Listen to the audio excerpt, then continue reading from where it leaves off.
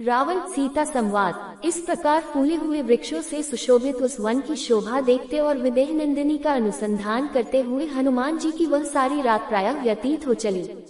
रात्रि जब मात्र एक प्रहर बाकी रही तो रात के उस पिछले प्रहर में 6 अंगों सहित संपूर्ण वेदों के विद्वान तथा श्रेष्ठ यज्ञों द्वारा यजन करने वाले ब्रह्म राक्षसों के घर में वेद पाठ की ध्वनि होने लगी, जिसे हनुमान जी ने सुना। तदंतर मंगल वाद्यों तथा श्रवण सुखद शब्दों द्वारा महाबाहु दशमुख रावण को जगाया गया। जागने पर महाभागी एवं प्रतापी राक्षस राज रावण ने सबसे पहले विदेह नंदिनी सीता का चिंतन किया। सीता के प्रति आसक्त एवं काम से प्रेरित रावण ने सब प्रकार के आभूषण धारण कर तथा परम उत्तम शोभा से संपन्न हो अशोक वाटिका में प्रवेश किया। पुलस्त्य नंदन रावण के पीछे पीछे लगभग 100 सुंदरियां भी थीं। काम के अधीन एवं मन में सीता की आस लगाए मंद गति से आगे बढ़ता रावण अद्भुत शोभा पा रहा था। काम, दर्प और मद से युक्त चिंत्य बल पौरुष से संपन्न रावण के अशोक वाटिका के द्वार तक पहुंचने पर कपिवर हनुमान जी ने उसे देखा। यद्यपि मतिमान हनुमान जी अत्यंत उग्र तेजस्वी थे, तथापि रावण के तेज से तिरस्कृत से होकर सघन पत्तों में घुसकर छिप गए।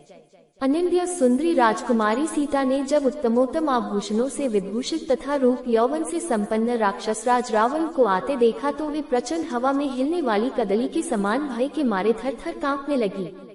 सुंदर कांति वाली विशालोचना जानकी ने अपने जंघाओं से पेट और दोनों भुजाओं से स्तन छिपा लिए और रुदन करने लगी। निशाचरियों से घिरी आसन रहित भूमि पर शोक विह्वल दीन सीता को रावण ने ध्यानपूर्वक देखा, जो दृष्टि नीचे किए एकटक पृथ्वी की ओर देख रही थी। ऐसी दुखी जानकी के पास आकर लंकापति रावण हंसता हुआ बोले, हे मृगनयनी, मुझे देखकर तू अपने शरीर को छिपाने का प्रयत्न क्यों कर रही है? स्मरण रख, तेरी इच्छा के बिना मैं कदापि तेरा स्पर्श नहीं करूंगा। तू मुझ पर और मेरे कथन पर विश्वास रख और इस प्रकार दुखी होकर अश्रु मत बहा। तेरी यह मलिन आभूषण रहित वेशभूषा देखकर मुझे अत्यधिक पीड़ा होती है। तू संसार की सुंदरियों में शिरोमणि है। अपने इस सौंदर्य तथा यौवन को व्यर्थ नष्ट मत होने दे। यदि एक बार यह यौवन नष्ट हो गया तो फिर लौट कर नहीं आएगा। मैं फिर कहता हूँ, तू विश्व की अनुपम सुंदरी है, विधाता की अद्वितीय सृष्टि है। तेरे निर्माण में ब्रह्मा ने अपना सारा कौशल और चतुराई लगा दी, इसीलिए तेरी रचना में उसने किसी प्रकार की कोई कमी नहीं रखी है। तेरे किस किस अंग की मैं सराहना करूं? जिस अंग पर दृष्टि पड़ती है उसी पर अटक कर रह जाती है। मैं तुझे पूरे हृदय से अपनाना चाहता हूँ। मैं तेरे प्रत्येक अंग का रसास्वादन करना चाहता हूँ। इसीलिए तुझसे कहता हूँ, तू राम का मोह छोड़ दे। मैं तुझे अपनी पटरानी बनाऊंगा। मेरी सब रानियां तो तेरे चरणों की दासी बनेंगी ही, मैं भी तेरा दास बनकर रहूंगा।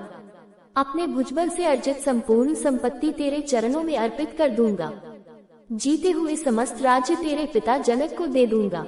तू वास्तव में इतनी सुंदर है कि तुझे देखकर तो तुझे बनाने वाला स्वयं विधाता कामवश हो जाएगा। मेरी तो बात ही क्या है, इसलिए तू मेरी बात स्वीकार कर ले।